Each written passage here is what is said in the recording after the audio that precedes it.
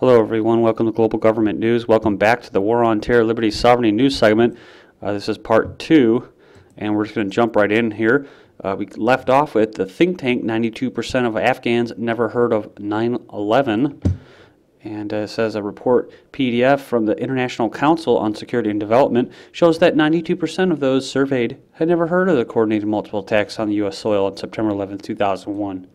It also shows that 4 in 10 Afghans believe the U.S. is on their soil in order to destroy Islam or occupy Afghanistan. So there you go. This is from the Raw story. And just like to plug, in case you didn't join us in the first War on Terror, Liberty, Sovereignty video, please check out ggnonline.com. That's www.ggnonline.com. Thank you. This next one's up from Press TV. It's titled U.S. to spend $413 billion more on an Afghan war, a decision by U.S. President Barry Santoro to extend the presence of American troops in Afghanistan beyond 2014 is likely to increase the remaining costs of the unpopular war to $413 billion. The U.S. president, who was expected to announce an exit strategy from Afghanistan at the recent NATO summit in Lisbon, pushed for an indefinite postponement. Sorry, that's a hard word. I don't know why I'm having a hard time pronouncing that word, but postponement of troop withdrawal instead. So, yeah, I mean, that's basically the gist of the story here. I covered that last time in the last War on Terror, Liberty, Sovereignty news. Basically, the UN and the West and England, UK, they're all basically saying that they're going to stay in there until about 2014, and then they're going to decide what they're going to do. The Washington Post, U.S. deploying heavily armored battle tanks for the first time in Afghan war. The U.S. military is sending a contingent of heavily armored battle tanks to Afghanistan for the first time in the 9-year war, defense officials said, a shift that signals a further escalation in the aggressive tactics that have been employed by American forces this fall to attack the Taliban. Next one, Iran urges trial of those behind 9/11. Iranian President Mahmoud Ahmadinejad has renewed his call to establish an independent fact-finding committee on the 9/11 incident, urging trial of those who engineered the event. I wonder what he's talking about. Quote, plotters of the September 11th incident should be brought to trial. While regional nations knew nothing about the event, yet countries were occupied because of it. It says IRNA quoted the president as saying in a press conference in Azeri capital of Baku on Thursday, quote, a fact-finding committee which is trusted by nations should investigate the 9/11 event. So, and I'm going to go on a limb here and say that he's pointing his finger at Israel as having the biggest involvement in 9/11. Afghan fighting skills kills more than 30 insurgents. This came out today from the AP. Says bombs and gun battles across Afghanistan killed more than 30 insurgents, 5 civilians and 2 NATO coalition service members, officials said Monday, a round of violence that shows the challenges of facing international forces seeking to hand over security duties to their local counterparts. So 2 children were among the 4 civilians killed Monday in eastern Paktika province when a bomb ripped through the tractor they were riding on. So there you go. I guess that justifies it, right? NATO deal stirs anger among Afghans from Press TV November 22nd. Afghan lawmakers and people have strongly condemned an agreement to keep U.S.-led foreign troops beyond a 2014 deadline in the war-ravaged country. It says, they say the agreement is illegal and does not reflect Afghan public opinion. Press TV correspondent reported on Monday, there's Karzai, the criticisms come days after Afghan President Hamid Karzai signed an agreement with NATO in the recent Lisbon conference ensuring the presence of U.S. and NATO forces even beyond 2014, a self-declared deadline for the end of NATO military operations in Afghanistan. This is while Karzai had earlier voiced harsh criticisms of U.S. military policies in his country, calling for a reduction of military operations by the U.S.-led forces that continue to impose a heavy toll on Afghan civilians. So it says Washington says that transition does not mean the Afghan forces will be in charge everywhere. Moving on here, Clinton says Karzai supports U.S.-Afghan strategy. It says U.S. Secretary of State Hillary Clinton on Sunday said Afghan President Karzai fully supports the U.S. strategy in that country, despite reports that said otherwise. So Clinton told CBS Face the Nation that Karzai is, quote, is fully in support of the strategy, and, quote, is fully in support of the fact that it is making progress, wherever the heck that means. But, so it doesn't even really matter whether it's truth or not. You just got to get up there in the mainstream media and just regurgitate what you're told by the Council on Foreign Relations, the Club of Rome, the RAND Corporation, and whoever your little puppet masters are, and the agenda rolls forward. Obama rejects push from Karzai to reduce raids in Afghan war. Disagreements between Afghan President Karzai and the U.S.-led allies over how the war should be pursued burst into the open at a coalition summit this weekend, with the U.S. President Barry Soetoro rejecting Afghan demands to curtail raids and airstrikes and telling the Afghan leader he must listen to American concerns. Concerns or demands? Because to me, it sounds more like demands. They're being told what to do. That's why, it's not a war on terror. It's a war on liberty and sovereignty. They don't have a choice, just like we in the U.S. don't have a choice. The people in China who have get forced abortions, do you think they have a choice? No. Mr. Obama's unusually blunt remarks came after talks with Karzai in Lisbon, where the leaders of the NATO endorsed a plan to hand over security responsibilities to Afghan forces across the country over the next 4 years. Moving on. From Reuters, children safer in Afghan cities than New York City, says NATO envoy. Reuters, children are probably safer growing up in Afghanistan's major cities, including the Taliban stronghold of Kandahar, than in London, New York, or Glasgow. NATO's top civilian envoy to Afghanistan has said comments were made during an interview to be aired on Mondays on children's BBC Newsround, a popular British daily current affairs program aimed at children. So I guess this is a nice little propaganda piece to tell the little ones that it's okay to be dropping bombs, killing other children in that country. So, and it keeps them safe. So maybe they should start dropping bombs on children in New York then. It says children living in the Afghan capital of Kabul had told the show's presenter they felt unsafe on the streets because of the risk of bombs, but said will dismiss their fears. Here and in Kabul and the other big cities, actually, there are very few of those bombs. The children are probably safer here than they would be in London, New York, or Glasgow, and many other cities, he said. It's a very family-oriented society, so it is a little bit like a city of villages. Moving on here, excuse me, I'm still coming over a cold.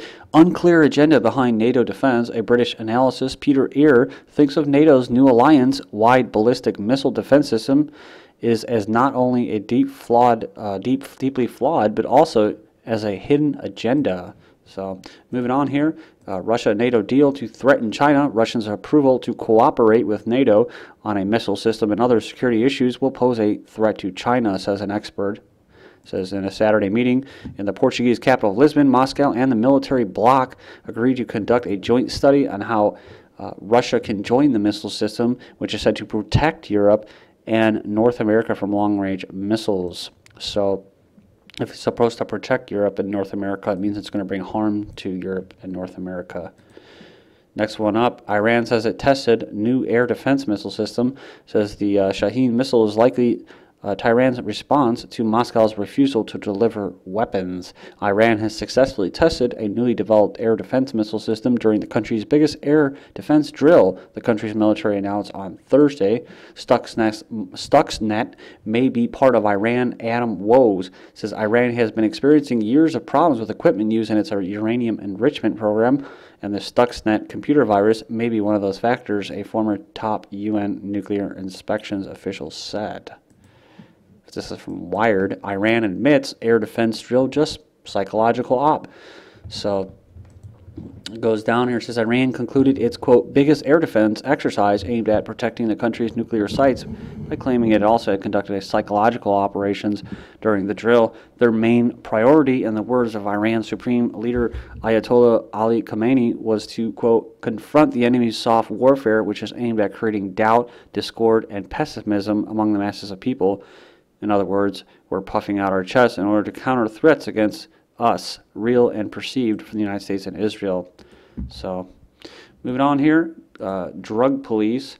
Drug police swoop on 67 properties in Victoria. This is coming out of Australia. Police have swooped on 67 properties in Melbourne and country towns in Victoria in one of the state's biggest ever drug raids. And I'm all for people being allowed to put whatever they want inside their bodies. And it has nothing to do with the state or any other citizen or any other individual. So this is just pure tyranny right here, right?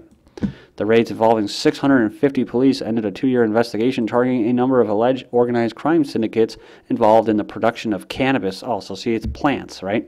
So it's plants, vegetation. This is that is the biggest tyranny ever, man.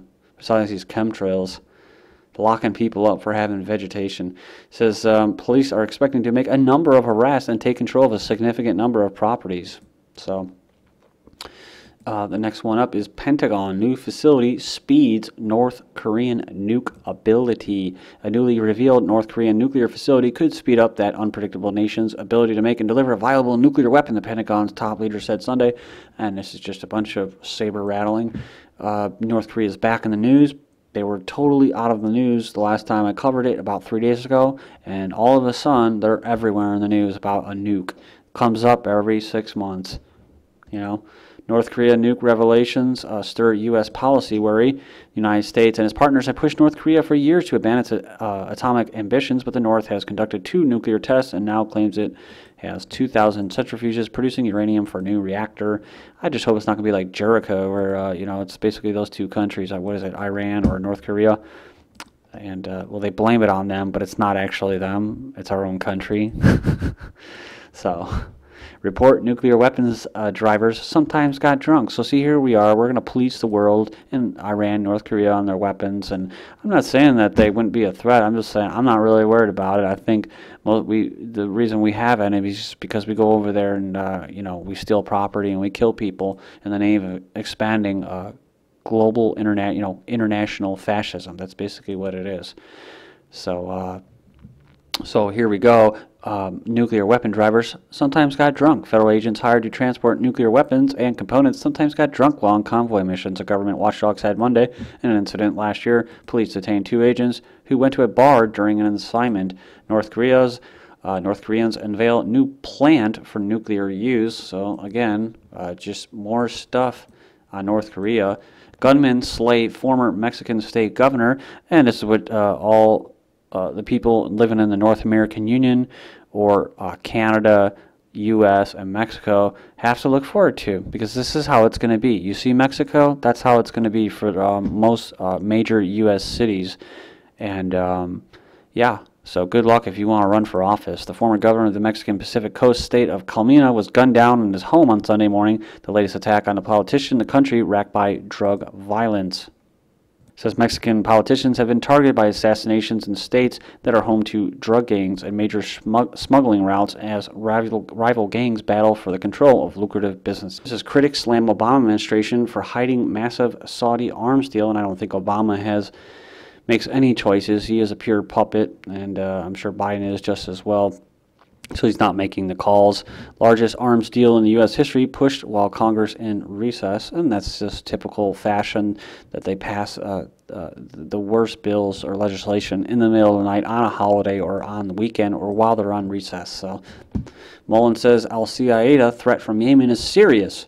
AP, the chairman of the Joint Chiefs of Staff, says he believes al-Qaeda in the Arabian Peninsula's boast that it will try to carry out more cheap, small-scale attacks. So that's why we have this. Al-Qaeda parcel bomb attacks, a good bargain.